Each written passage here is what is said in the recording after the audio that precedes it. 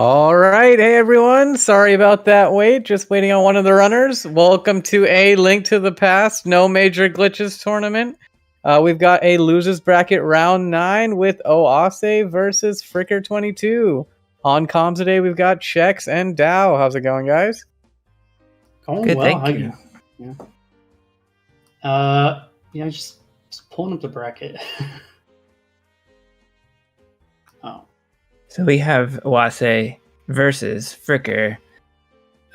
These PBs that these two racers have are 1 second apart. I'd say they're pretty close in skill. Yeah, Fricker's PB is a little bit older, and it's got 3 blue balls, which is pretty significant amount of time loss. So, like, his actual things he was in control of were excellent. Oase had 1 blue ball, which is like an 18-second difference. So, I mean, it was still an excellent run. You don't get a 124 without it being great, no matter what. For sure.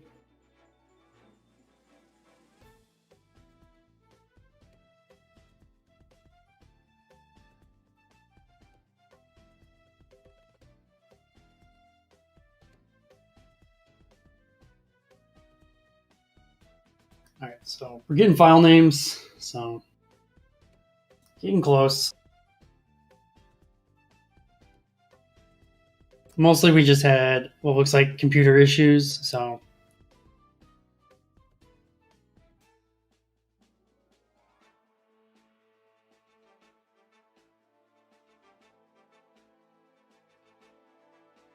Stand by while the racers ready up. We see that we have Oase on emulator. So it's a bit of a difference between a lot of the other runners. Fricker's on console. We have the advantage of being able to see Oase's inputs at the bottom of the screen. Nice. We have the disadvantage of emulator losing about 10 seconds over the course of the run just due to frame rate. Yeah, it's like really not that big a deal. Right. Fricker, oh yeah, he's running on original console. I was gonna think if he was running on NT, you can kind of see sometimes how often you lose that 1 frame. It's not very often, so. Mm-hmm.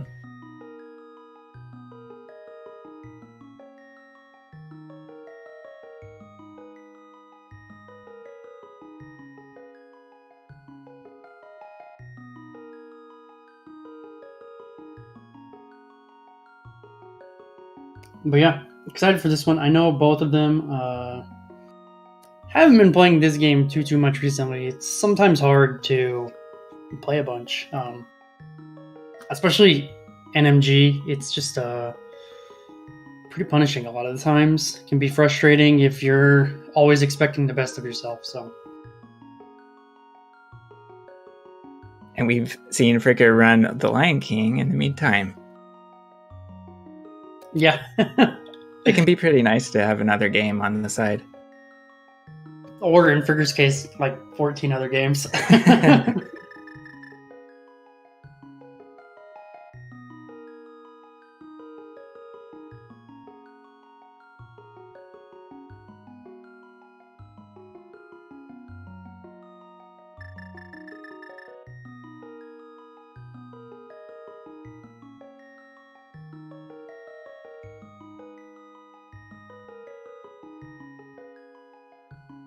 All right, this race is starting up pretty soon.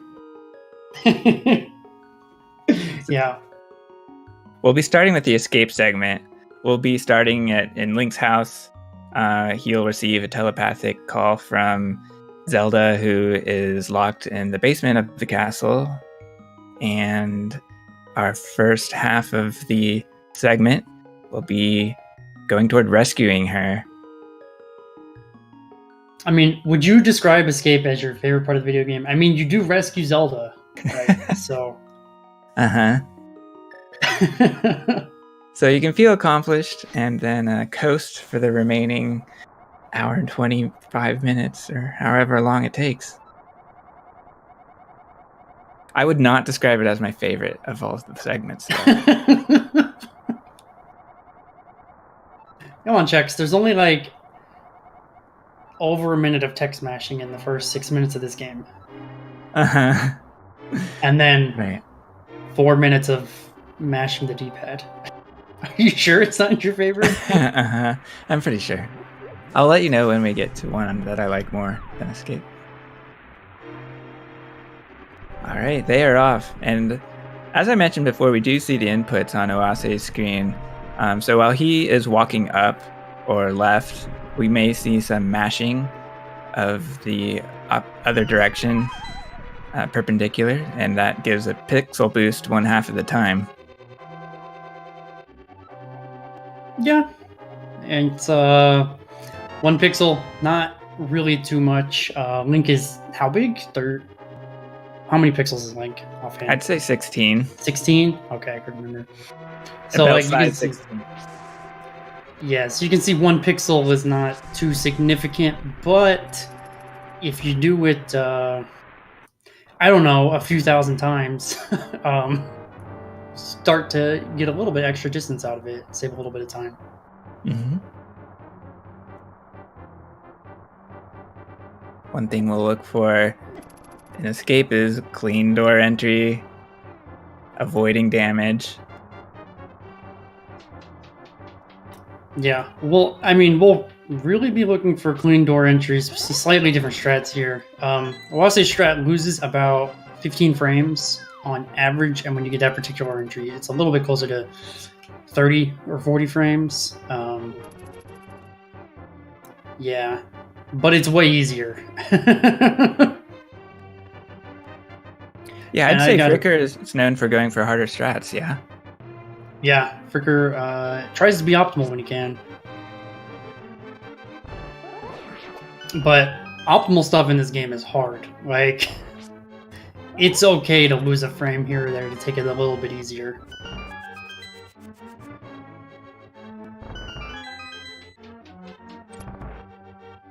And the most common safety we have to pick up is Sanctuary Heart at the end of this segment.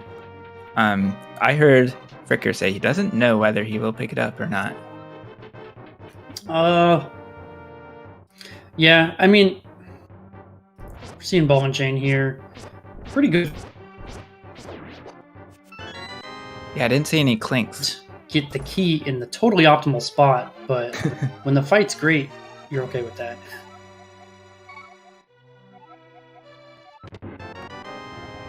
But yeah, Sankar is just one of those things that, like, you get used to not having it. And so when you do have it, it's weird. And when things are weird, it's bad, right? Yeah, I agree.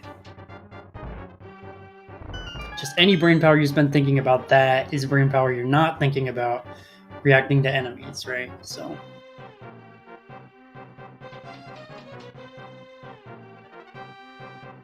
Yeah, the less math we have to do while running, the better. Heard that math on stream is actually illegal. Yeah.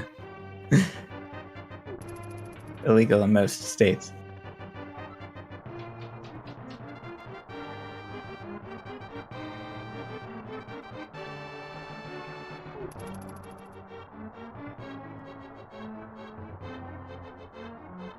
Now, Chex mentioned that you might see Oase mashing the D-pad when he's going left or up.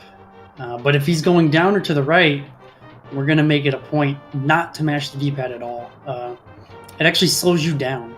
So, yeah, that's actually pretty significant. It's one thing that you see a lot out of like 124 and 123 runners is that they don't anti-pump very much, which is what we call it. Whereas newer runners tend to anti-pump fairly frequently, and 126 and 127 runners often don't even really notice that they're doing it. So, guilty. No, I know what you're saying. It's just the minor movements and adjustments that may cost frames here and there. Yeah, ultimately, it's going to be like, it's a 1 pixel, like you're going 1 pixel shorter than you would like to go, basically, when you happen to get the anti-bump. That occasionally turns into a frame. Fricker with the optimal key route RNG. Well, I'll say with good one, but not optimal, which is about a half-second difference between them, I believe. But yeah, a lot of times it really is a game of frames. We're going to expect both of these runners to finish the game in about 85 minutes. It's 518 screens. A difference of 30 seconds is only like, what, 3 frames a screen or something. Like, it's not big. Right.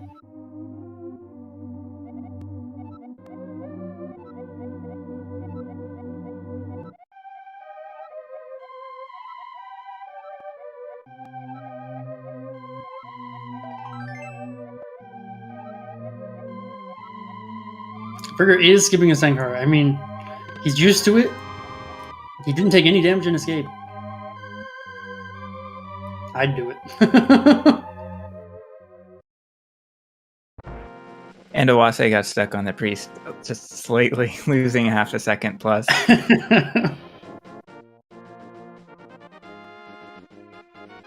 Now there are, well, I guess 3 splits where skipping Sankar can be a big deal. One is this one right here, Eastern Palace. Fricker with 3 hearts. I'm really not expecting it, but like if this screen goes badly, okay, we're through. We got the hold down RNG, everybody's favorite. Oase with, I don't know what is happening on his screen. Okay. Well, the Octoroks appeared to be in his way. He was being very defensive. Oh, nice dodge, Fricker. Yeah, this one right here, in about 10 or so minutes, when we get to Hera, that's another split where missing Sankar occasionally can be a big deal. And then in about 23 minutes, Palace of Darkness. And I don't think we're really going to be missing Sankar in any other splits.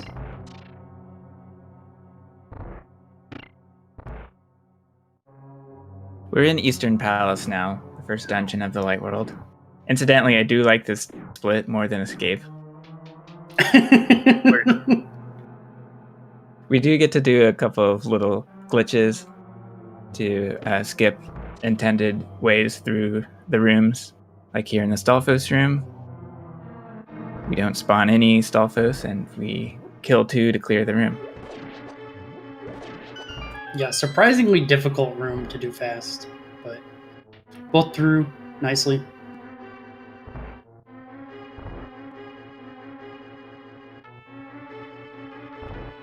Fricker's showing off that pick up pots is impossible. You just kind of walked into that pot for like 20 frames, and Oase similarly walked into it for a little bit there before picking it up. Yeah, some pots are heavier than others. Link's got to work up the courage to pick them up. Yeah.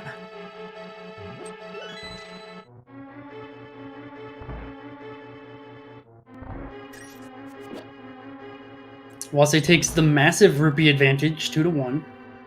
He's literally twice what Fricker has. Nice boost there from Fricker.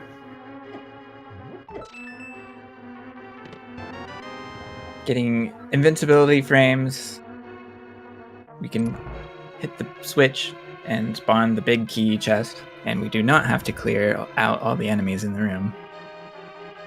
Oh, Fricker, good job avoiding that skeleton.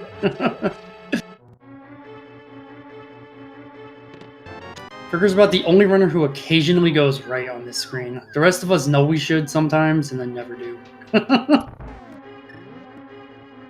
Correct. Oase opened the chest on the right side. I was kind of surprised to see that. Yeah. It does lose a couple of frames because just due to the way Link moves, you would prefer to open it all the way on the left if you're also going to leave on the left. exit from the left, enter from the left, whatever. It's not that big a deal. It's a good reaction from Fricker to kind of wait and not just immediately fire down, which is a habit I think most runners have, me included. Fricker gets very close to the red Igor. Oh, and here's here's Yuzu. yes. Nicely done. Super Also, cool I'm to see that. sad for Oase. He missed an arrow drop. Like, he got it, and then, yeah, he didn't pick it up. He was too fast. That feel when you're too fast in a speedrun. Yeah.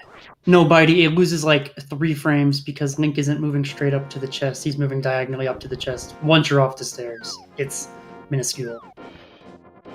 And wiggling is a little bit faster anyway, but...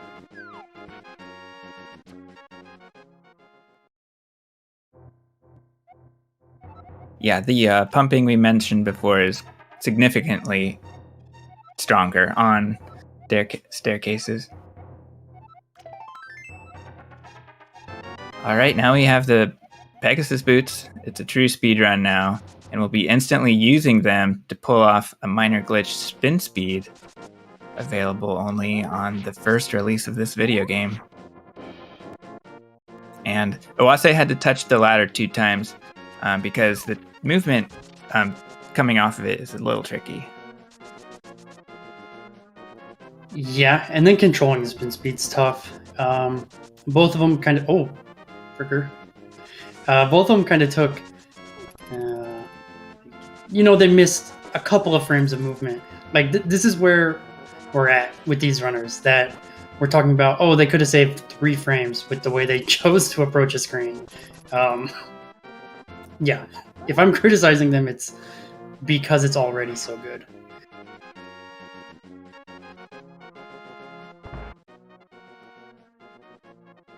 Yeah, I'm not sure if I mentioned these, and actually you did mention that we expect the runners to finish in 85 minutes.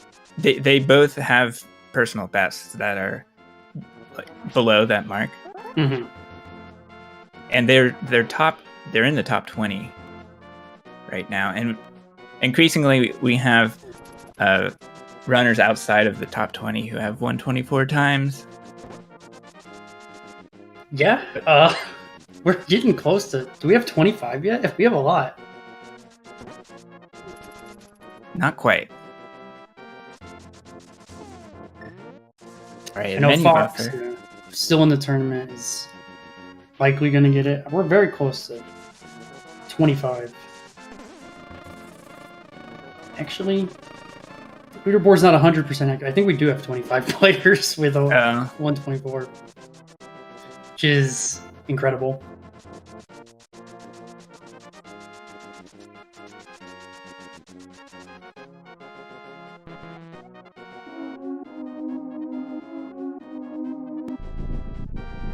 Another piece of tech we're seeing from both runners is stair drag cancel. We may see some kind of movement or a tap of the A button to let Link return to normal speed near the top or the bottom of stairs. Which is something that saves optimally, I think, 7 frames, but typically more in the range of 4 to 5. 60 frames a second. It's not that significant, but there are a lot of stairs in this game, so it does add up. Mm-hmm.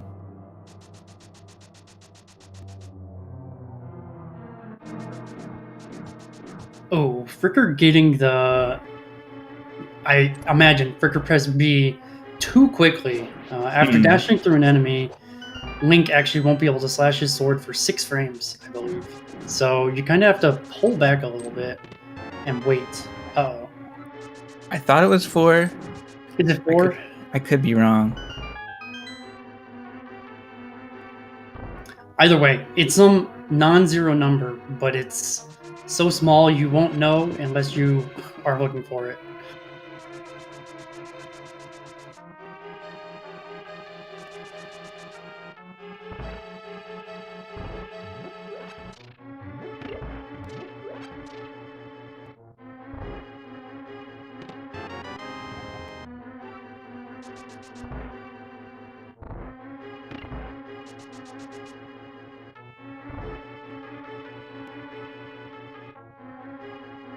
But yeah, this is not a significant lead so far. Oh, Fricker going for the spin speed.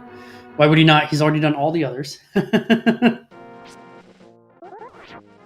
Of course, yeah.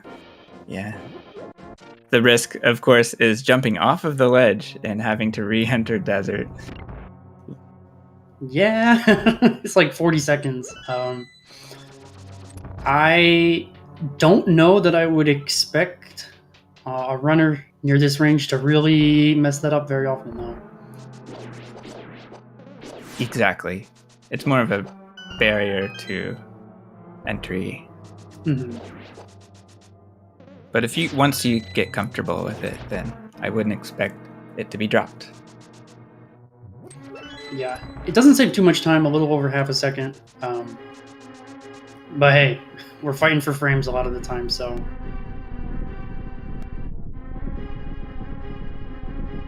we're actually not fighting for frames in this fight. We just want to have it go okay. This is a great start for Fricker.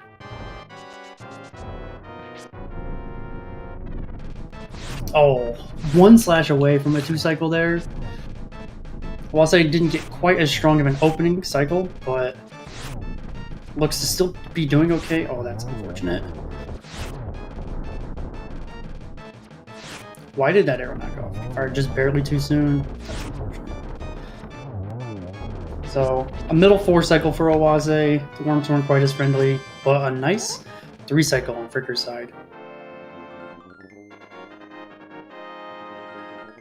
Yeah, really nice fights. It's a pretty fun fight once you get in a flow. Once you get in a rhythm, to start to like improve. In other words,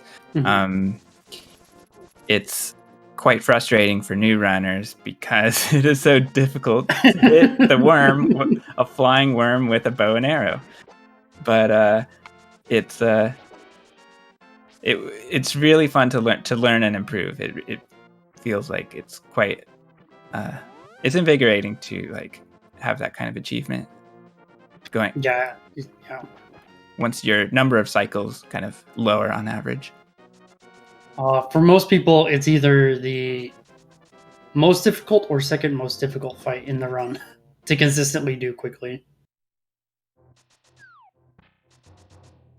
We just saw fake flippers from our runners.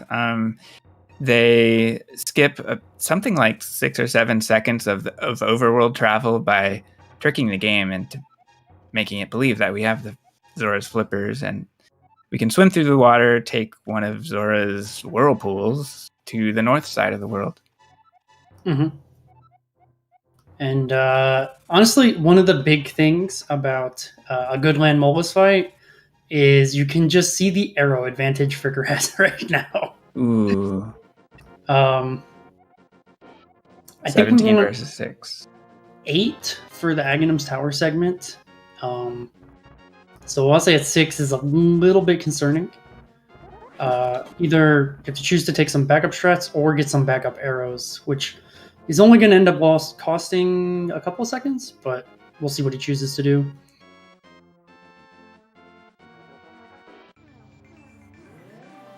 Fricker with a pretty good Death Mountain screen. Oh, nice dodges, Oase. Yeah. Good stuff. Yeah. He didn't back off too far or anything. He handled that RNG quite well. And yeah, it's Death Mountain, and now we're going into Hera. So this is the most dangerous part of the speedrun. It's quite amazing to see both of them heading into the dungeon with no heart of damage. Yeah, that's a rarity. Full hearts. Yeah. Quite rare. Fricker practicing his boom dashing. We're going to see it here. Yeah, a couple different strats here. Fricker's going down into tile room with the boomerang, Oase with the mirror. So Oase will not be using the boom dash In fact, Oase likes to dash through the final tile. The cool thing about Tile Room is that basically every strat is within 10 frames of each other because you have to wait on the tiles anyway. Yeah. The real advantage of the boomerang strat is this screen right here. Yikes. You have an easier time avoiding the mini Moldorms, usually. An additional menu for Fricker.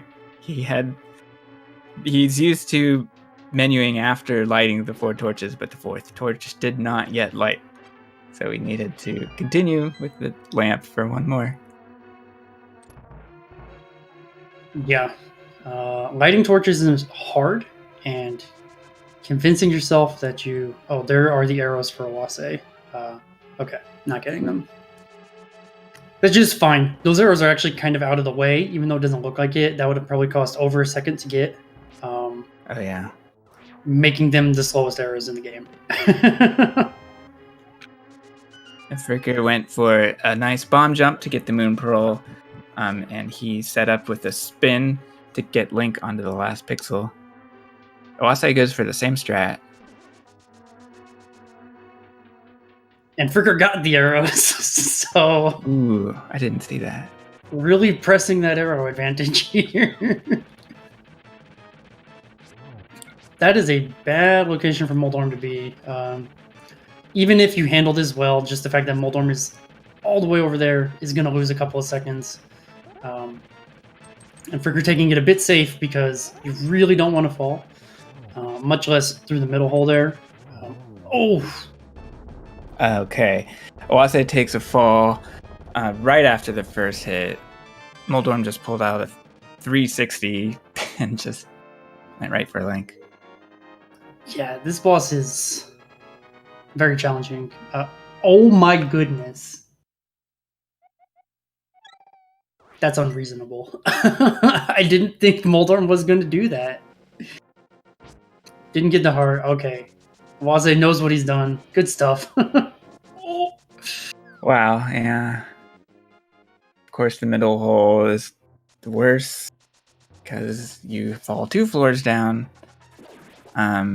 We can't take a lot of damage because we'll lose all of our hearts. So Oase went for the heart to play it safe here for take 3. See, that's what I thought Moldorm was going to do. Like, what is Moldorm doing? It's hard to believe. This is quite rare. These patterns are really unbelievable.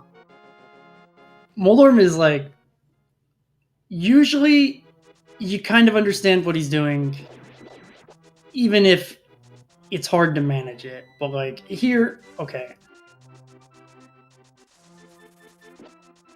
This is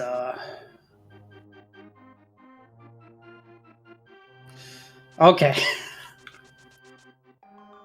Yeah, it's something we haven't really talked about too much in commentaries, but it's something like Moldorm will make 6 random movements and then head straight for Link. Kind of, yeah, basically. I don't think it's 6 random movements. It's like, of the 6 movements, 3 of them are structured in some way, and 3 of them are structured in some other way, but I forget what exactly the structure is. Man, spin speed is... Yeah. You just miss it sometimes. It's a frame-perfect trick. So yeah. Meanwhile, Fricker is collecting rupees, and he's going to pull a tree, and out will come 80 rupees. And that's called the Tier 3 tree pull. Shoutouts to ACMLM for finding that 7 years ago or so. And it allows us to skip Sahasrarla's rupees, and it took so long for speedrunners to figure out how the trees behave, because we have to kill 4 enemies without getting hit. And in other words, we come out of Death Mountain, we pull a tree, we get the tier 2 pull because we've killed 4 enemies and we've taken damage, and then we kill 4 more enemies at least and do not take damage. Then we can pull another tree for the 80 rupee prize.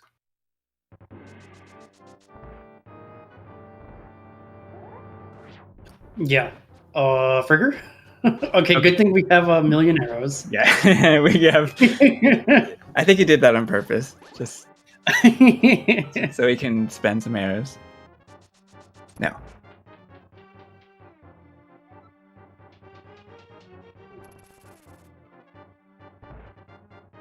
Yeah, I think Fricker was a little bit surprised, probably, that spin didn't connect, but he was a little bit far away. And then probably was just, I can hear Fricker saying, "What do I do?" And he missed it. So.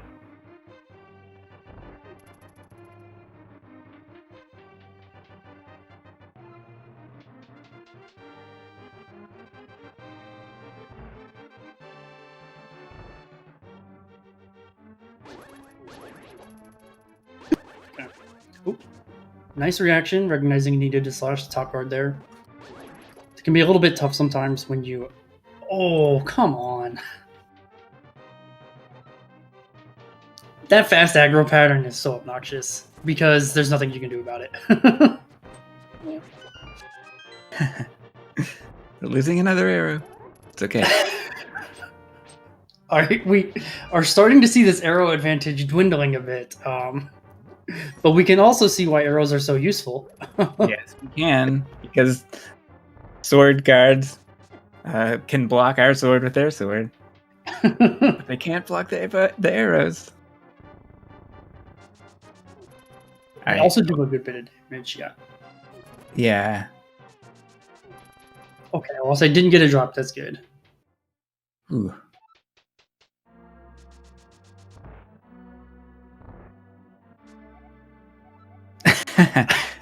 Fricker going to the right, a less usual strat here for the cutscene. The reason why you'll typically see runners go to the left is so that they can pump against the wall and save, 1 frame.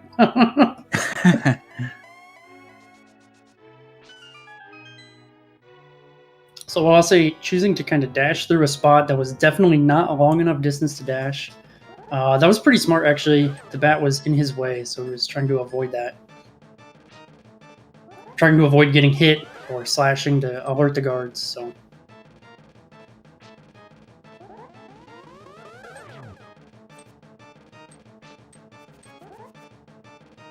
Meanwhile, Fricker is on the Aghanim fight. Pure RNG.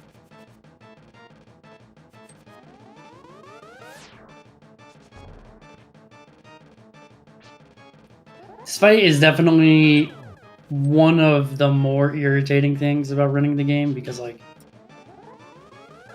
I know you really shouldn't worry about it, but come on, you just lose so much time. Yeah, absolutely. Wow.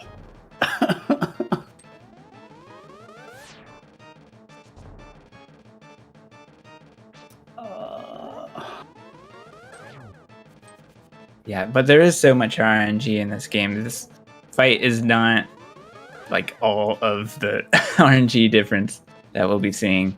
It's definitely easy to latch onto it because Yes. it is so significant. Yeah, and there's But nothing yeah. we can do. Mm-hmm. But there is a lot of RNG in this game. Oh yeah. Fricker gets through it.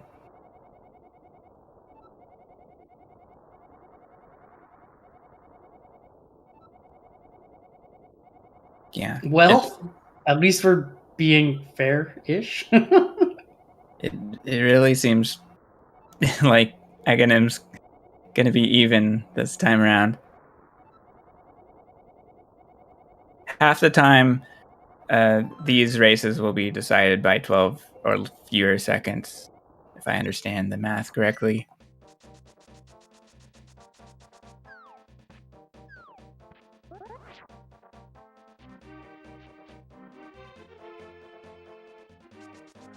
What a great boss.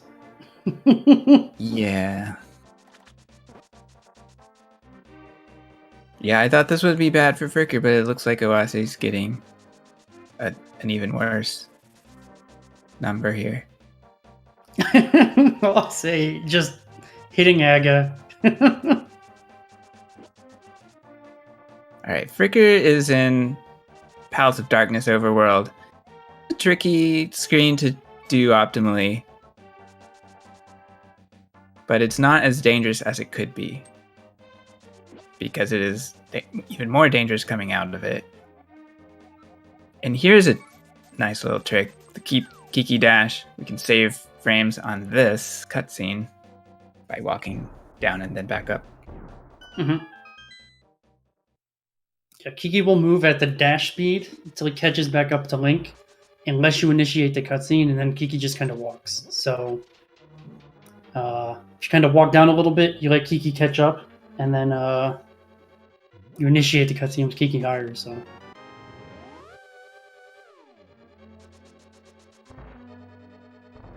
it saves about a second, I believe.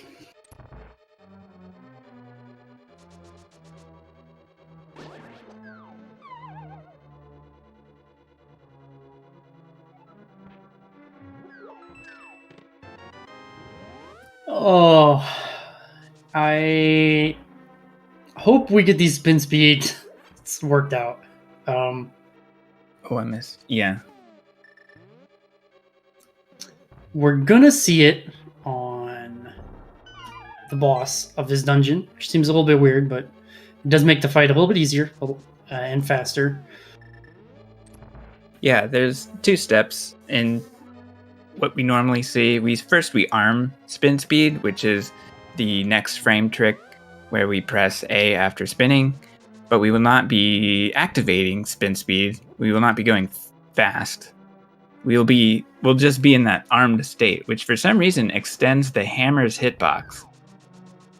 And that is quite it's like a desirable thing, because the hammer is infamously tricky to use, so especially while the boss is above us, because the hammer will not really strike very easily above us. Being a little nice, the hammer is bad. It's pretty rough.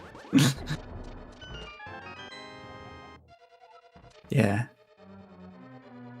it's that bad. Hammer jump was pretty good.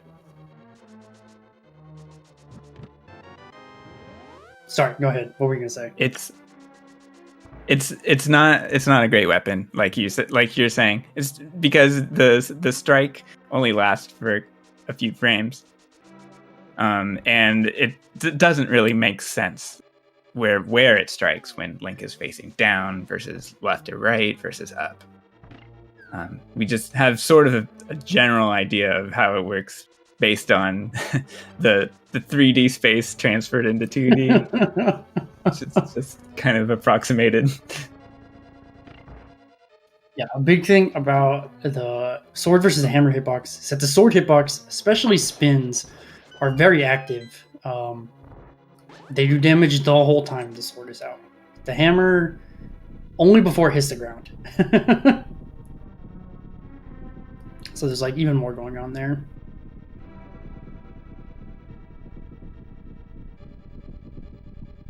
So, Fricker going down into the basement.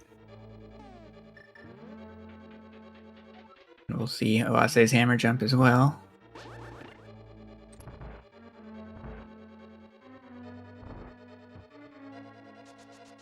Didn't trust that sword buffer. Checked it with the menu. Yeah. You lose like 15 seconds or 20 seconds if you have to do hammer jump again. So a little bit of extra time just to make sure you get it is totally okay.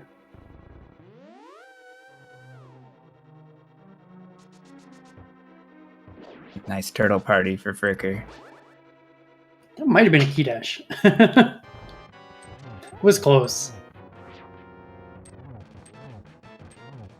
And we did this state here. So you can see some of these hits, Fricker's actually pretty far away and it's still connecting, which is what we want. Yeah, and it means we can walk right up to Helma. And Helma goes down. Nice 10 drop for Oase. Now Oase is taking the arrow advantage.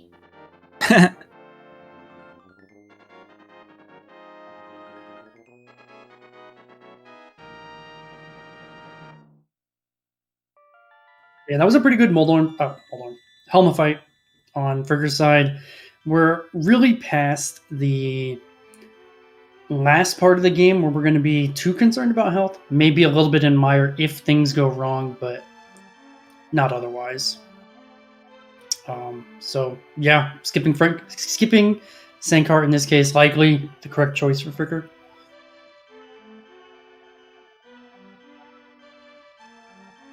Turtles are in control for Oase too. And talk about enemy RNG. Those turtles can be pretty frustrating because sometimes they just walk down for no reason. Otherwise, they walk constantly toward Link. Supposedly, they weren't programmed absolutely as intended, so that they're walking their random walks down kind of don't make total sense, but that's just the way they behave. Oase showing off the way everybody used to do Helma Sword King. Sword out hammers, which also extend the hitbox, but Link moves a little bit slower. It's a little bit easier to control, but because he moves slower, it sometimes puts you in a more dangerous position. Nice hammer bridge for Fricker. Not only did use a hammer dash to dash through the hammer pegs, he also activated it extremely quickly. And I believe he's using the nudge technique. I'm not sure if he's doing that, but he nudged. Okay. If you don't nudge and you try to do that, you will get smashed. Like, you're just going to get hit.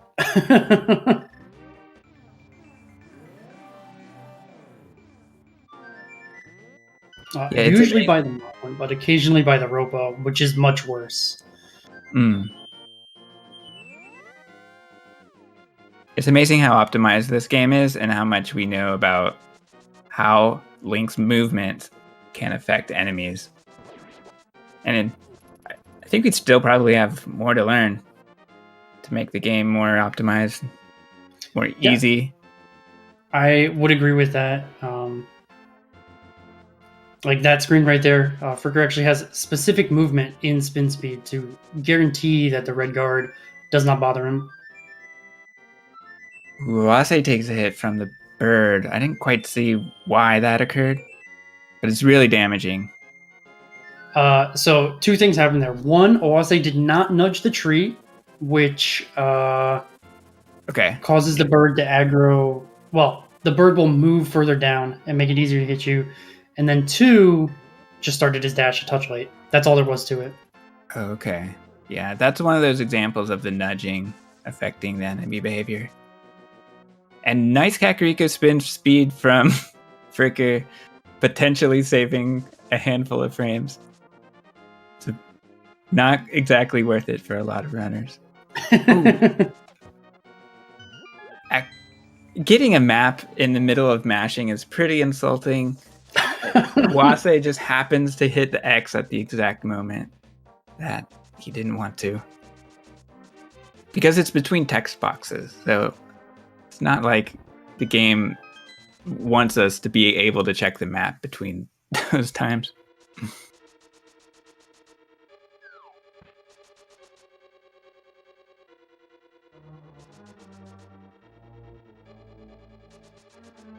Funny, we don't see Fricker didn't dash up on that one screen, which loses about 5 frames over dashing.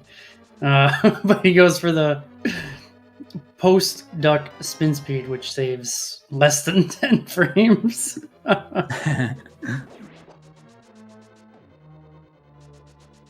Everybody's got their own quirks as to what they find, reasonable to do. And because we have mentioned the RNG a lot, consistency really is the number one thing. So most runners are like, I can do this pretty easily, so this is what I'm going to do. Or I struggle with this, so I'm not going to do that strat.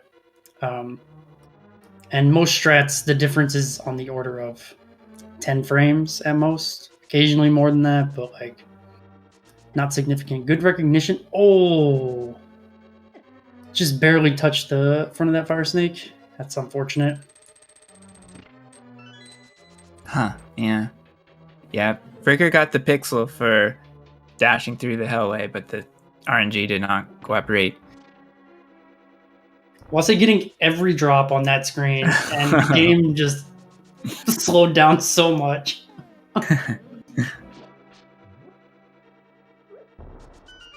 Yikes. All right.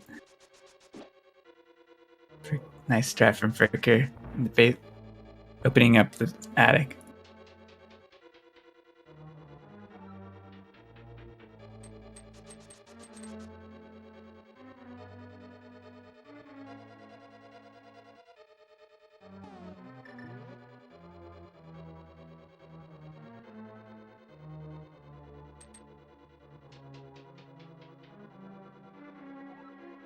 A lot of RNG in this dungeon. It's not too bad, but we can place our menus in certain rooms to react. Give us a second to react to them.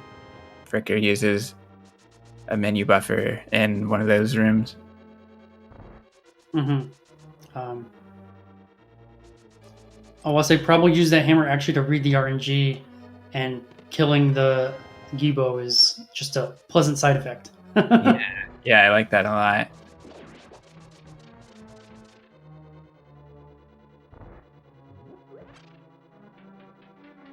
Fricker ruining his mom and arrow count. Yeah, I hate to see it. But we are going to need more arrows, so it had to happen.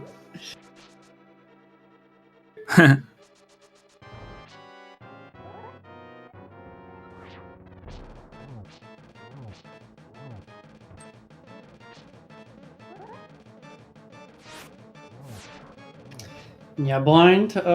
Pretty easy fight. Probably the easiest fight in the game. It's surprising how it's easier for speedrunners, but it is scripted.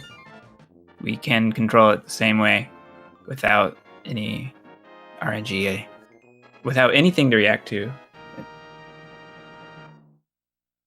Yeah, it's nice. Yeah, a lot of boss fights are like that, but that one in particular is easy to control.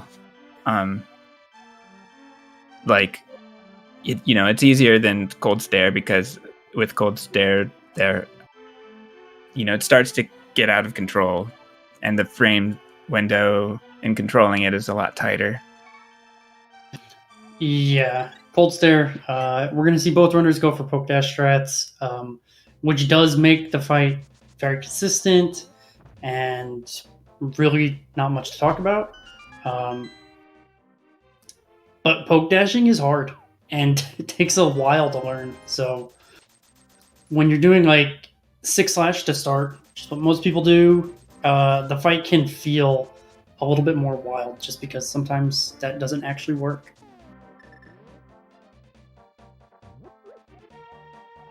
It's pretty rare, but yeah, occasionally it will just not work. And we also have, a script for Armos. Would you say that blind is easier than Armos for any particular reason? Mm-hmm. Well, Armos, for the main reason of not mashing your arrows, is impossible. Yeah. But like once you get that kind of under control, then I would still say blind is easier, just because in Armos especially if you're trying to do, say, Yuzu Armos like Fricker did, or even just Pincus Armos, there's a bit more going on than just timing your arrow shots. So yeah.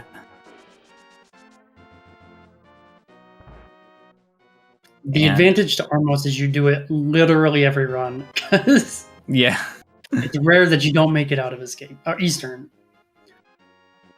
Whereas you don't always make it to blind, so you may not get as much. It's easier to be nervous on the blind fight than it is the Armos fight. A missed fence dash for Fricker. That's okay, though. Just a bonk.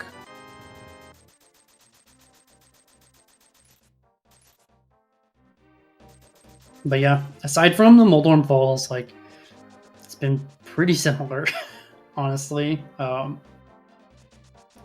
and Fricker have had so far the same Dark World.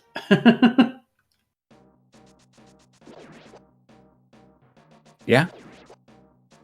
Hammer jump went well for both of them. And I would say that Thieves is probably the second easiest split in the game, at least for me.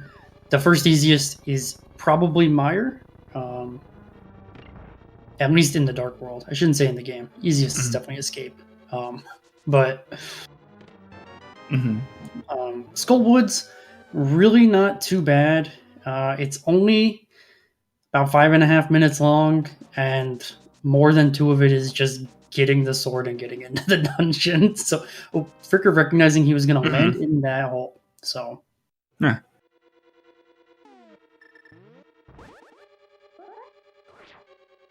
More spin setups.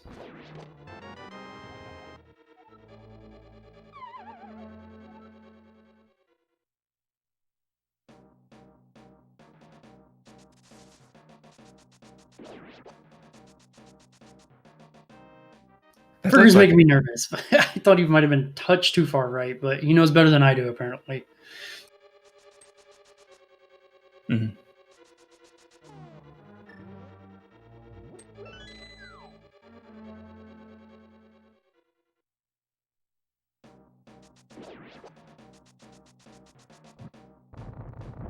So we haven't talked about this in a while. Would you say that you like Skullwoods more than Escape checks? I would say that. Yeah, I would say that. So we've got this quite difficult to optimize room here. This mummy hellway. Fricker uses the optimal strat. It's quite fun to really learn that, at least a strat for that room. Once you get a strat, like, it's a pretty wild room casually, but once you have a strat, then it becomes not a problem typically. Wow, that rope was just in the door. Okay, Mothula. Mothula's behaving on Fricker's side. We get a pretty fast fight. Yeah, now Oase's side, because of that Ropa hit, normally 5 hearts, I would say you're not even thinking about your health, but 4 you start to notice. Mess up Mummy Hellway and you get touched by Moth, and there goes all 4 your hearts, right? Like, yeah, things are doing 2 hearts of damage at this point. A lot of enemies are dealing damage.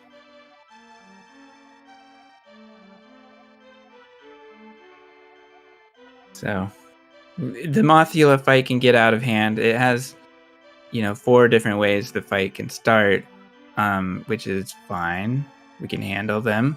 But then Mothula starts... we don't know where it's going to bounce, so we have to adjust accordingly. And then the spikes start to appear. If things go wrong, then we're dodging, and it's a bullet hell situation. Yeah, Moth and the spikes and the conveyor. It's a lot to keep track of. Ooh, so started that dash just a couple frames too early.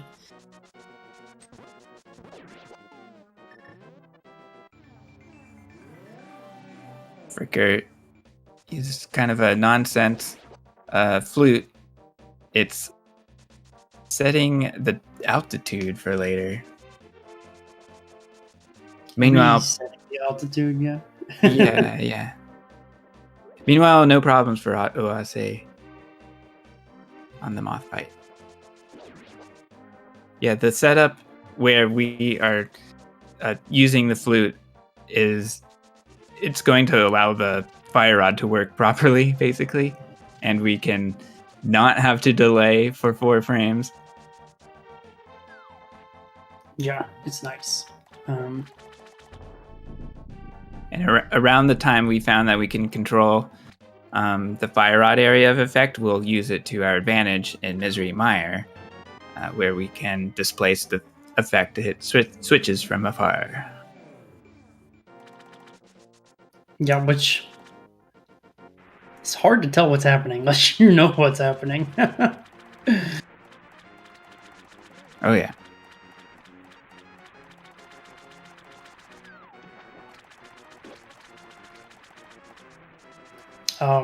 Ice Palace here is a difficult split.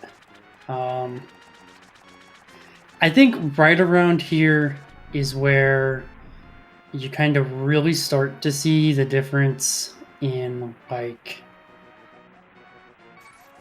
123, 124 runners versus 125, even like 123 versus 124 runners, honestly, on right around here.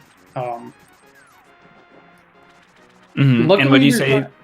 Go ahead. Would you say that has a lot to do with the different kinds of movement that is in this split? Definitely. It's so easy to lose almost a full second on Zora's screen just because of the way water works.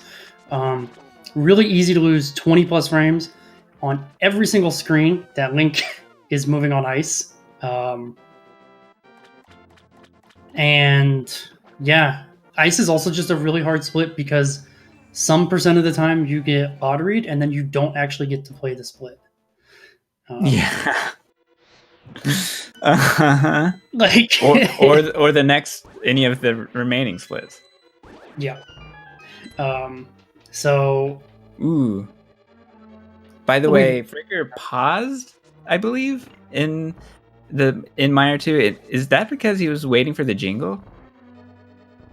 I didn't see. Did he kill all 3 enemies? Yeah, he killed all 3. Then yeah, he would have been waiting because it's possible it's possible that a major glitch can occur there where it appears that we despawn all the enemies, and that's because if we walk down a staircase and the jingle occurs where we've cleared the screen, if we do that on the same frame, then we clear all the enemies from the.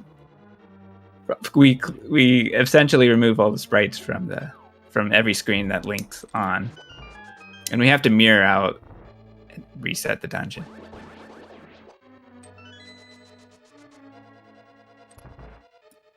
Yeah, and then we also have the bomb jump in this split, which I'm expecting both of them to handle excellently, like Fricker just did. I'll say taking a hit as he goes through the portal.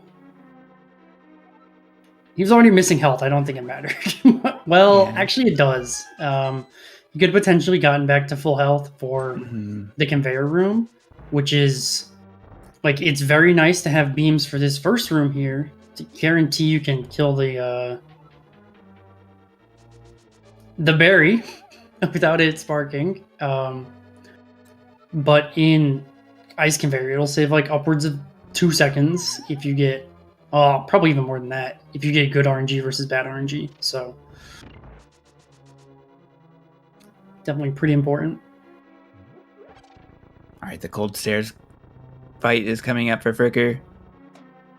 See how he deals with this. I expect a double poke. Fricker's known for being really good at the double poke strat here.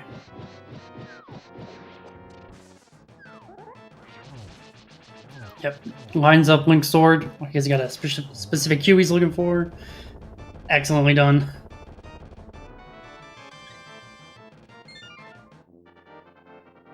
Textbook. Yeah, this is a struggle for Oase without beams on the conveyor. Taking that hit, losing 2 hearts from the shadows is not nice. We'll have enough health that Cold Stare won't kill us in 1 hit, which is all we really care about. Because if you get hit once, it's usually a surprise, but getting hit after that is usually in your control. I can't believe that's been connected with the top Pangator. I'm very surprised by that as well. It looked like it was like I don't know how to explain it. It was like the penguin moved down into it while Link was also moving down. Oh, okay.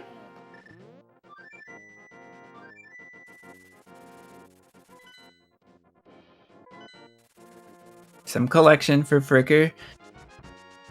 We are using this opportunity before Swamp Palace to potentially take damage here, and there it is already. We have to get the Ether Medallion at some point, and Fricker's taking the safe way to go about it. Also, it looks like he's one poke. Yeah, nicely done. Finishes with a slash.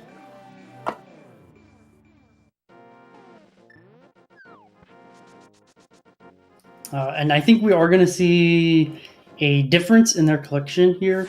Oase going to get both Ether and Ice Rod in Swamp, I believe. Fricker just Ether.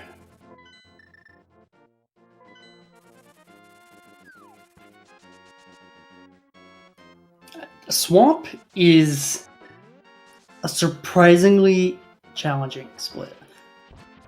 Like, I know it feels easy because, like, you're not going to die, right? Like, you can probably count on one hand the number of times you died in Swamp. And it's usually because the bombers on this screen hit you for 8 hearts before you even get into the dungeon. Yeah. Yeah. There's not a lot that does 2 hearts of damage in this split. There's the Puragusu, the little slimy fish monsters that come out of the wall, and there's the bombers right at the beginning. Oh, I think we could have seen an anti-fairy skip there, but canceled it a little early. Oase once again doing an excellent job dodging the dead rocks. So why is this split hard, Dow? Is it because we have to react to enemy RNG? And moving in water is impossible. Yeah. Yeah, it's like, I don't know. This is a split where you'll like sit down and compare your times to somebody else, and you'll be like, I don't understand why I'm losing 15 seconds in this split. Like, I'm doing the same strats. I feel like I'm doing it the same. And yeah, you're going to be losing like 15 seconds. And even our number 1 seed Area, during the course of this tournament, scored probably, I think it was 3 seconds of time saved, in a gold split. And his reaction was that he didn't know why he saved those seconds. Yeah. It's like, and in addition to that, you have all the enemy RNG, right? Like, you got to react to it all. Like that fire snake on Fricker's side right there. If it just hangs out by the stairs, easy to lose a second. If it goes up into the door, easy to lose another half second if it just happens to hit you. So a lot of times it's not even stuff that is your fault either, which makes it kind of frustrating.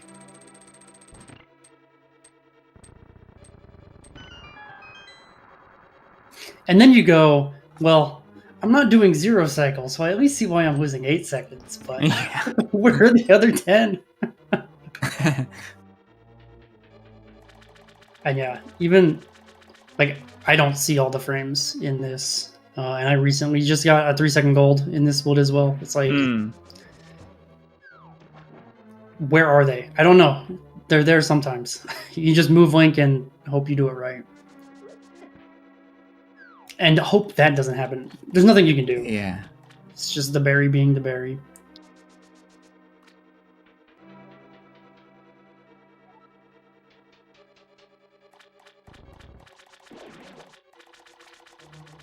Ooh, upwards around the block strat from Fricker. I wasn't aware of that. I don't know if that's any faster or not. Yeah, on the right side, Fricker moved downwards to start the dash. Pretty interesting. It's probably necessary, or else the bottom camera might hit you out of the dash. Mm-hmm.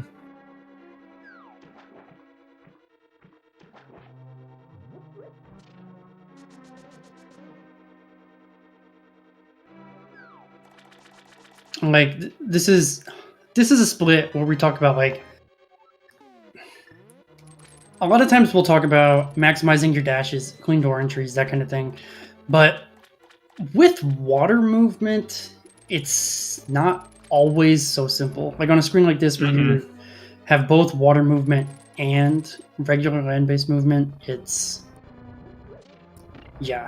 it's more. It's just more. And then the bar gets in our way and we're forced to dash into the water, which is unpleasant.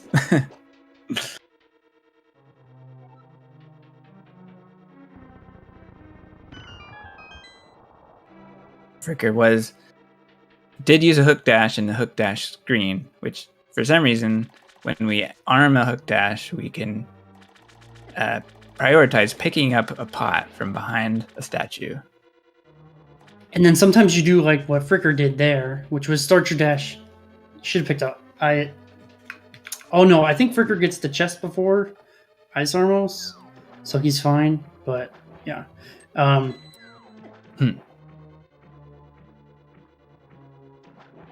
Yeah, sometimes what happens, like on that screen, oh my goodness, that's just the berry being the berry. Fricker gets up close and personal. Oh. He gets hit by Argus and is not able to pull off the zero cycle, but cleans it up with a fire rod in the second cycle.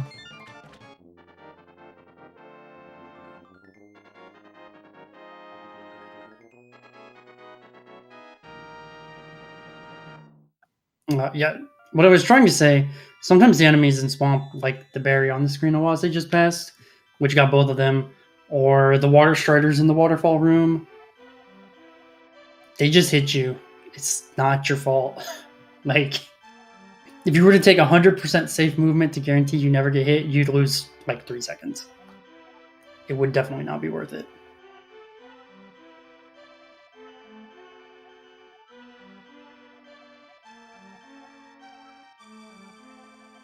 The big chest room gets very crowded at the end of it. Both runners dashing to the left off of the ledge, and oase was able to clear it. Fricker got the hover in his way. oase didn't trust that dash. I believe you can actually just start that dash when the berry is electrifying like that, but maybe I'm wrong.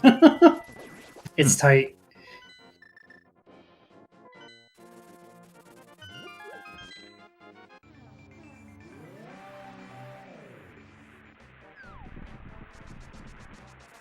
Yeah. Now we'll see Meyer on Fricker's side. It's I would say one of the easier dungeons. Then again, I'm losing seconds in here and I don't know where.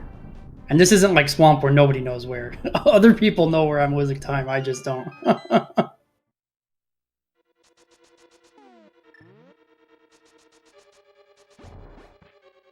Yeah, in general, things will stay out of our way. We will have to look out for a slug, just in case.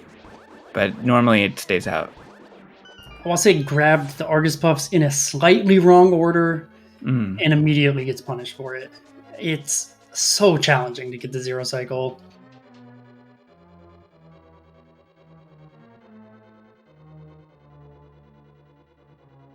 It really is.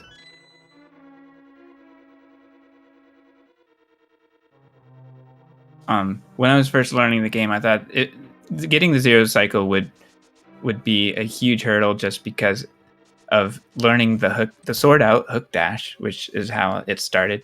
But the real challenge is learning the order in which to hook each of the 13 puffs. And the movement you need to make sure you actually don't get hit by Argus. Mm-hmm. And then on top of that, Argus has something like 65,000 different RNGs. And no, you don't need to know all of them, but you do need to get a general idea for like the fast ones versus the slow ones you can actually stay close, ones you gotta back off, and it's just a lot.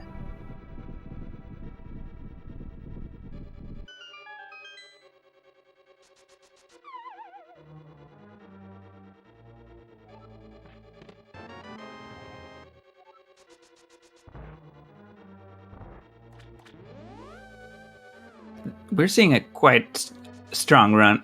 We're seeing a very strong run from Fricker right now. He's staying pretty close to PB. Mm-hmm. And unfortunately for Oase, with those Moldorm falls,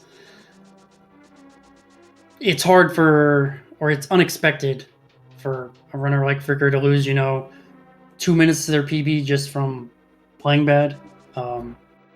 We likely need to see a couple big mistakes, which Fricker hasn't done that yet. So Oase's also been playing pretty well, only lost a handful of seconds to Fricker in the Dark World so far. And aside from the Moldorm fall, only lost a few seconds in the Light World too, so...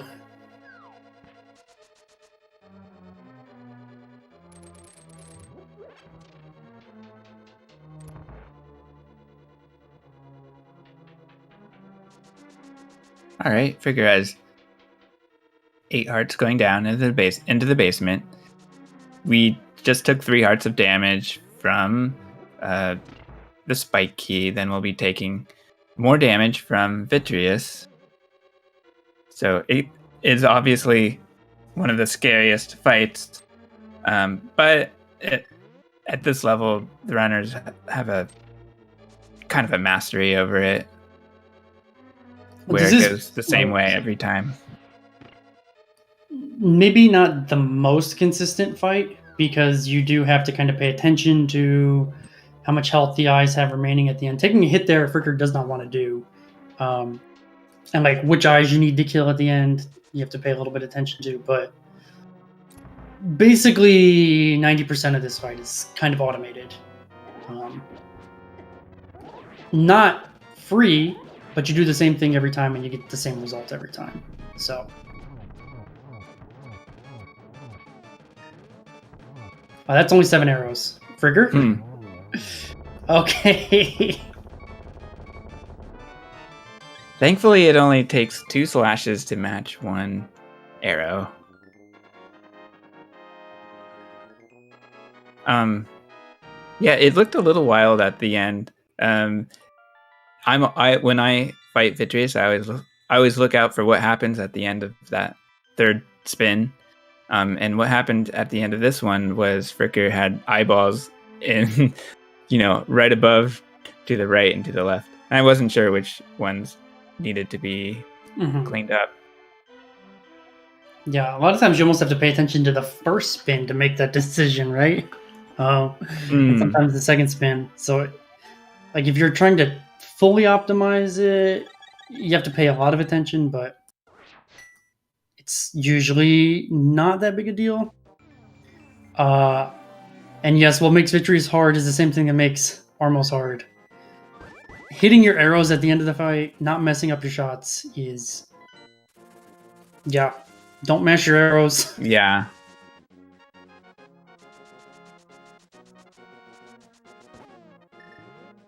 And arrows, too, it's easy to get a little bit nervous with. You're like... especially if you're on like a pretty solid pace and just misfire.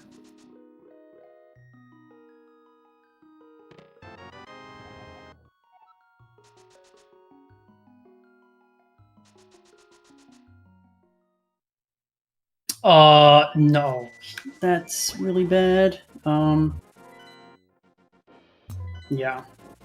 We're stuck here without a bomb. So what is Oase going to do to handle this situation? Yeah, we are seeing a forfeit from this. Okay. It's a huge time loss. It's like 2+ minutes. Really frustrating. Was probably holding a diagonal and happened to get the upshot on the first fire rod, and then yeah.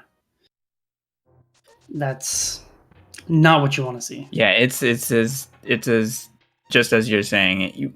Oase was probably holding a diagonal and then just happened to release up before hitting Y. And yeah. It's such an automatic thing, really. Spooky 2, I would say I've missed less than 3 times since this came about. came about 3 years ago. Yeah, so it's like you definitely don't expect to miss it. Mm-hmm. And even at 0 bombs, you're going to feel confident that you're going to get it. But sometimes it's just the tiny things that make a big difference. Nice medallion speed from Fricker. Going into Turtle Rock with full hearts. Not sure if that's legal.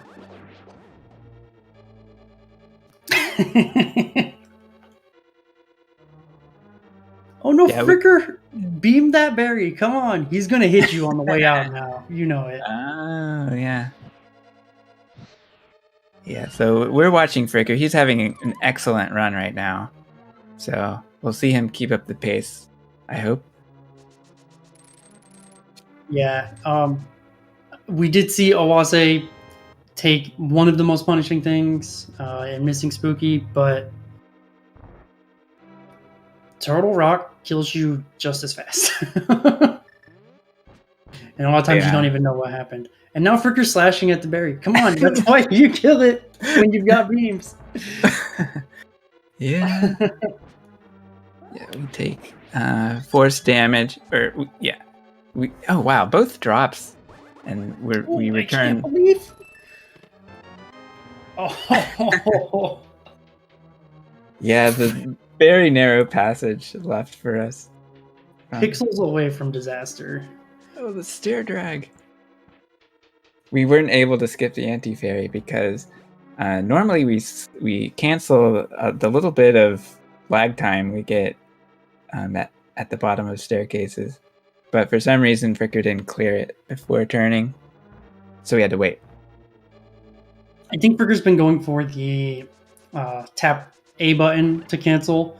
May have just tapped the A button, 1 frame too early or something. Right?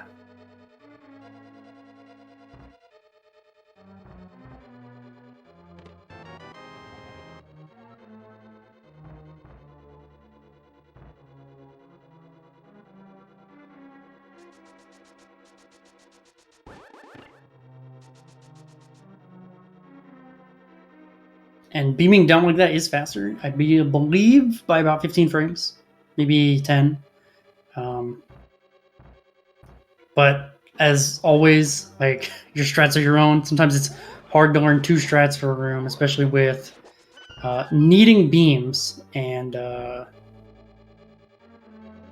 you don't always have beams there. So you definitely have to know the other strat.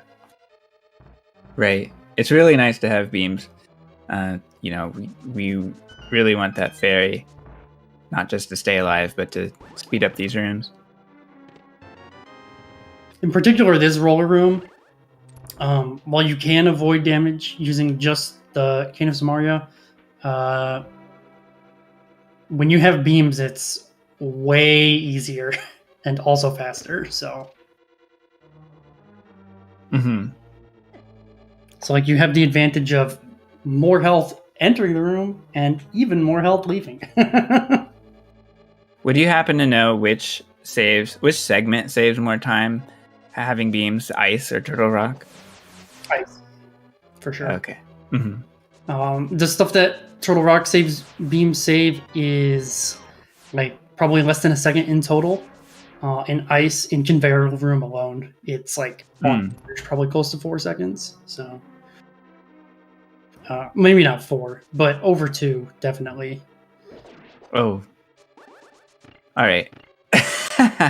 We still get a cane dash. Let's go. So, by missing the first cane dash, Fricker allowed the Helmosaur to get in the way, and he had to figure out how to get rid of it. But we still got by with another cane dash. Just because. Yeah, that is a tricky room. We've seen plenty of good runners mess up Turtle Rock Peg Maze. We've even seen it on stuff like GDQ. So, like, happens to everybody. It's a tough room. Sometimes you gotta use the pot.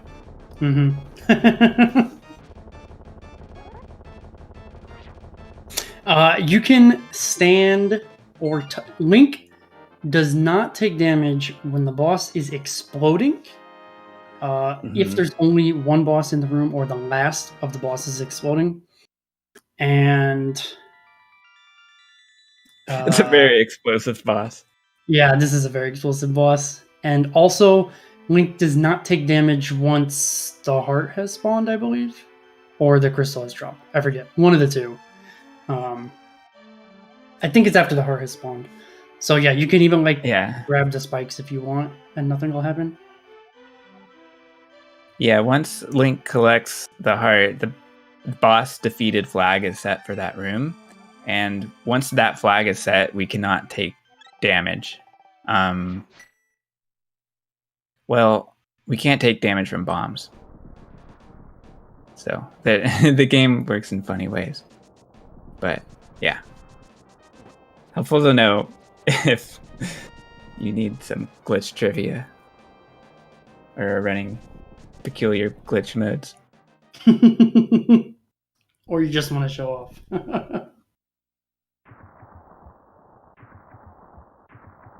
Alright, Fricker releases the dash just before the crystal cutscene, which saves some frames. The game does not have to draw the sword during the cutscene, always good. Actually seems like a pretty significant 20 frames or something of lag.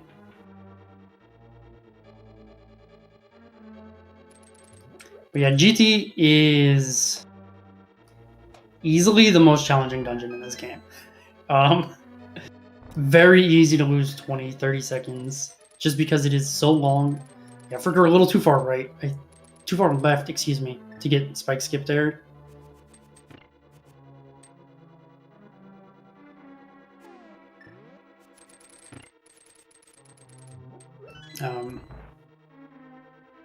Yeah, Fricker's gold for this segment is 702. I would not be surprised if his average was like 725.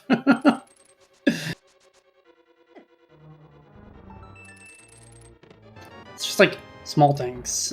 Getting hit by the fire snake there loses probably 20, 30 frames. And there's who knows how many rooms in this split, 40, 50, a lot, right? And you can have stuff like that happen in basically all of them. Yeah, when we do something like shoot a hook shot and it goes nowhere, it feels pretty bad. But when we do the rooms well, you know, it makes it one of the funnest dungeons. Definitely. There we go. Mike arrows. Now he's still gonna need the chest. He's gonna be at 9 after this fight, hopefully.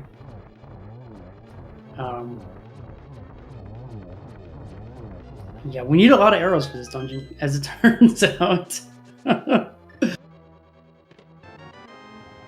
Technically, with 9 arrows, he could skip, but that would be unreasonable. Yeah, so after these mimic rooms and the cannonballs, we'll see the gauntlet, which immediately begins with a shot, and we want an arrow for that shot. I mean, theoretically, you don't need arrows for any of Gauntlet, right?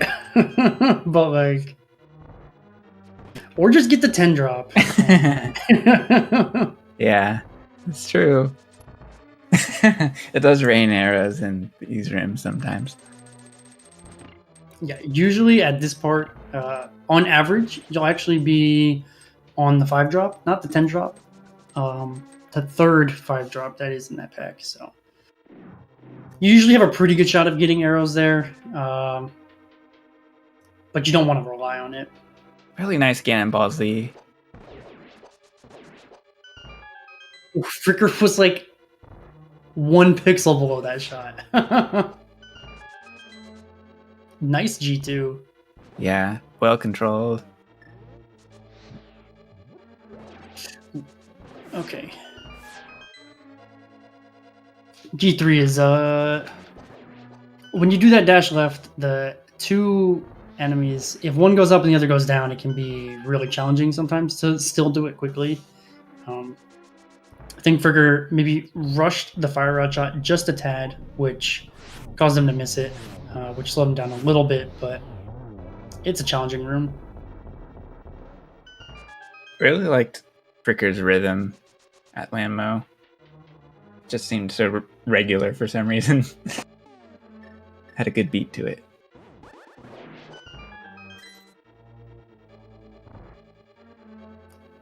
The Wizrobe rooms are really cool, but always kind of frustrating because they taunt you with 2 hearts from the ones you can't get drops from.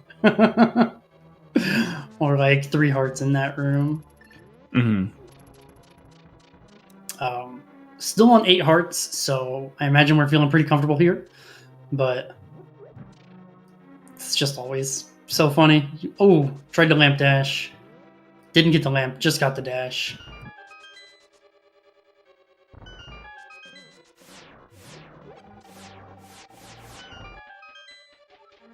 Okay. So, we have despawned the tower. Good thing we got those arrow drops. Wow. Yeah.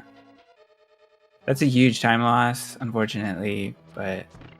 Yeah, 2 to 3 minutes or so. It's pretty rough. And now your health is an issue, right? Yeah.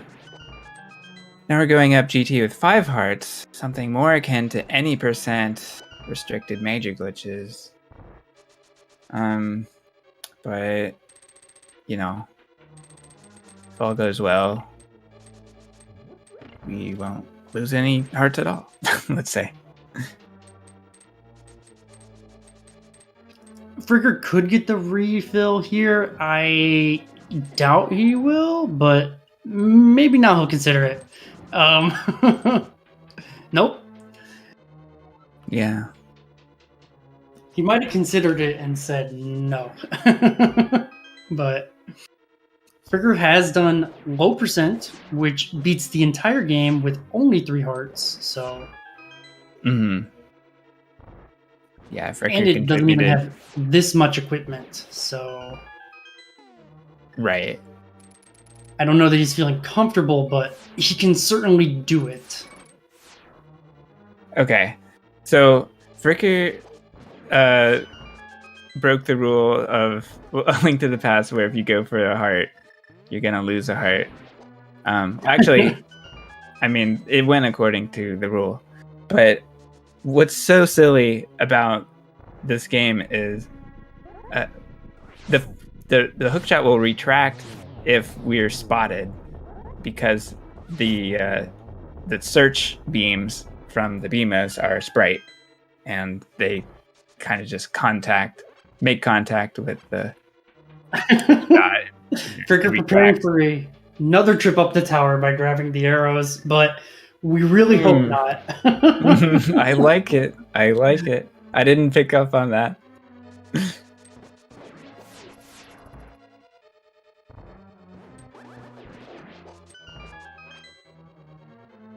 Yeah, I can't believe I have not seen a jingle glitch in this tournament, and just mentioning it in Ice was probably the first time I've mentioned it at that point. So just to see it, it's just, you know, I'll take the blame, basically. All right, Fricker, we were in this literally exact same scenario.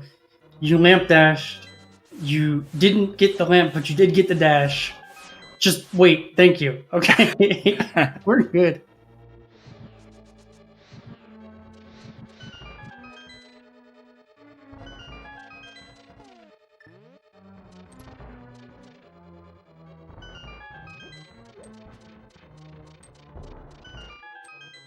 It's gotta be frustrating too. Like, GT's fun, but not so fun. I want to do it twice, you know? Oh, yeah.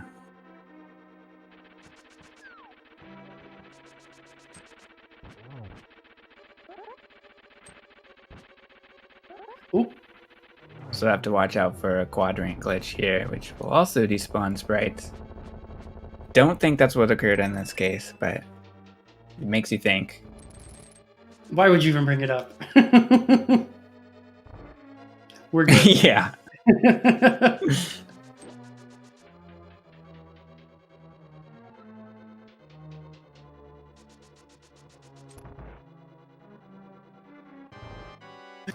So here, this fight is impossible to do fast, but I think we might be a bit more concerned with that if circumstances were different. You really do want 2 or 3 hits per phase. Got 1 on the first, but did get 3 on the second there, so gonna need 2 more. And that's really why you want 3 on the first, because the blue balls from Aghanim can make it very punishing to mess up. Fricker clipping out of the arena. Out of bounds is not allowed in this tournament. But oh well. Something to do during the cutscene. If Fricker misses Torch Glitch, it's not on me. Okay? He's missed it often enough that we're actually a little bit concerned. Not concerned about any other part of this Ganon fight. Just Torch Glitch.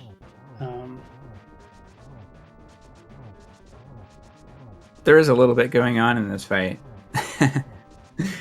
We saw a good phase 1. It looks like phase 2 is just fine. That's a tricky pattern to get from bottom left or bottom right to top left without Ganon spawning Firebats.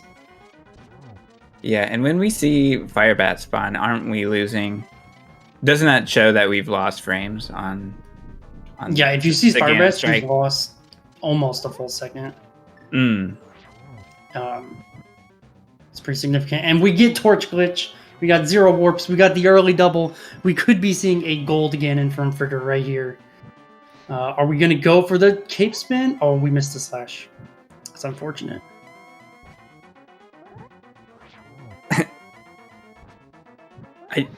I just gasped when you said that we had 0 warps. I didn't actually realize it. Maybe Fricker didn't either. Ooh. Honestly, once you get out of rhythm in this boss fight, it's impossible to get back into rhythm. You kind of just have to wait, forego as many as 2 spins just to kind of reacclimate yourself. Yeah. Alright, Ganon is down. GG's to Fricker. Oh, Fricker? Okay. Fricker pulled that dash back.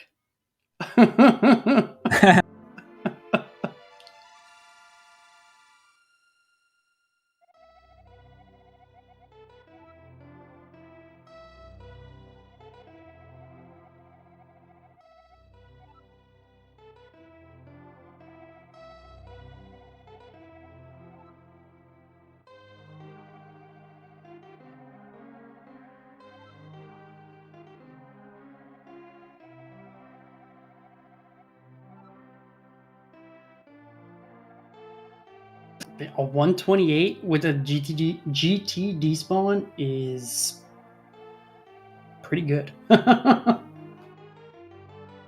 It's at least a 2.5 minute time loss. Yeah. Just looking at Fricker splits, it looks like it was a 3-minute loss.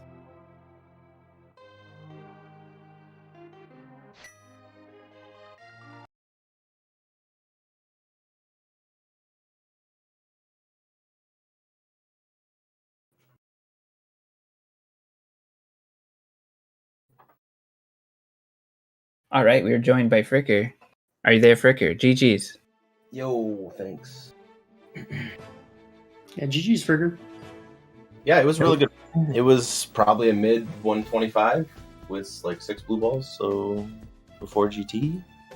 Yeah. Cool game. Yeah. So I'll take the blame because I mentioned the Jingle glitch. No, checks. No. I forgive you. That's pretty funny. Dude, that's like probably like the 5th time that's happened to me. Frame perfect. Like, come on, dude. Yeah, that is pretty surprising, since it's something that I'm aware of, but it has not happened to me as far as I can remember. Yeah, fun times. Now, were you were you looking out for that glitch in Ice Palace as well, since you killed the 3? I certainly was. Yeah. Yeah, that's why I brought it up, because we saw you delay. Yeah, so the top jelly I knew I was going to get in my way, but he had some kind of weird movement where I knew I couldn't hit him with the fire rod. So I had to slash him, and after I slashed him, I'm like, yeah, I better sit here for a second. Knowing me, I'm lucky enough to get the despawn, and sure enough, it just... Oh, you missed it that time, but we'll give it to you in GT. That's fine. Okay, sure. Feel free. But yeah, other than that, the run felt pretty crispy. Early game to me was really good. Had some issues in Hera, but of course I get like... I don't remember, was it 5 or 6 blue balls? I stopped counting after 3, so... Too many. Yeah, and then Dark World felt pretty good. I was kind of like saving on a couple of splits, and then yeah, it felt pretty good. I was like, okay, this will be like a mid 125 with like 6 blue balls. I'll take that, being kind of rusty. And game just said no.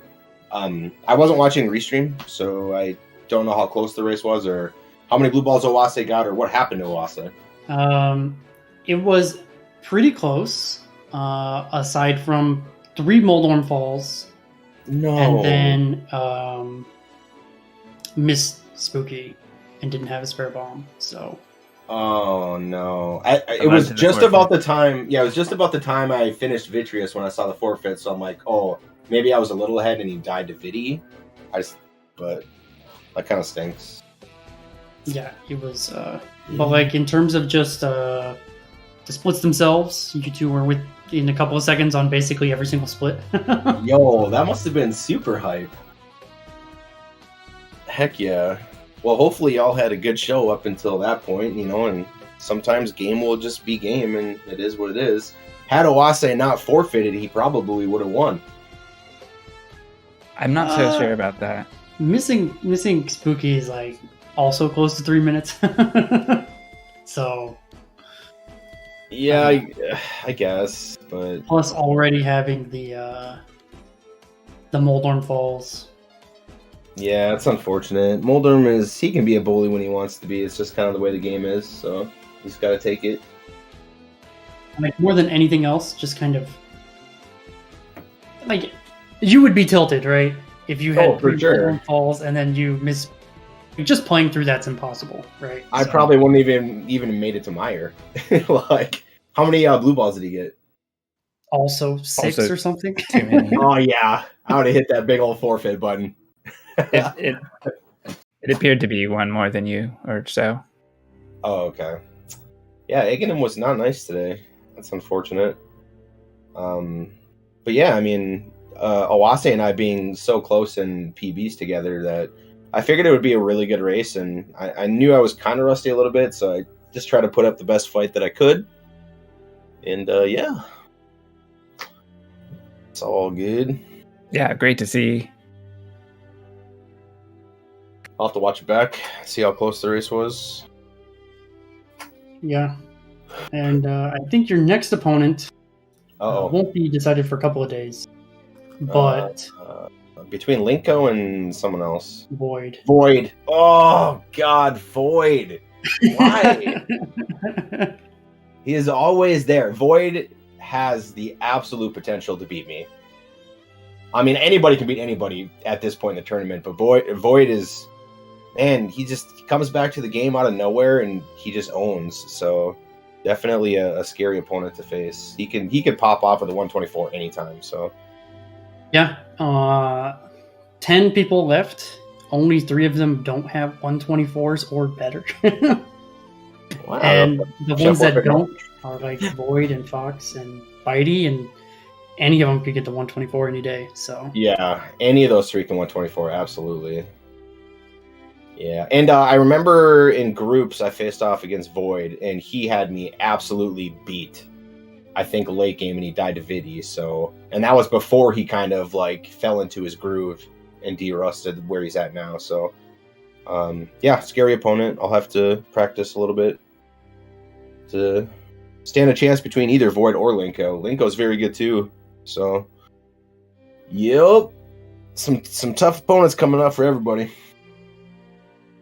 Then I do want to say, if you happen to win that match, you get me. How does that make you feel? Oh, I'll forfeit before that. Can we play? Can we just do Lion King? I'll be fine with that. Oh, how's the trilogy race sound? Awesome. Yeah. Well, yeah. Thank you so much for Chex and Dow doing commentary. I know it's kind of like last minute, and thank you for the restream and all you beautiful faces watching. Mm-hmm. And if ZSR wants to take us out, I think we're good. All right, that is my cue. We only have one match currently on our schedule, and that is on Saturday, April 30th at 9 p.m. Eastern. That one's Linko versus Void. But be sure to keep an eye on the schedule. We usually have a bunch of matches that pop up during the week. We have a lot of these Link to the Past, No Major Glitches matches, which is pretty fun. GG's to the runners in the comms. I'll vote in the poll because I don't know who to raid. They're both really good options.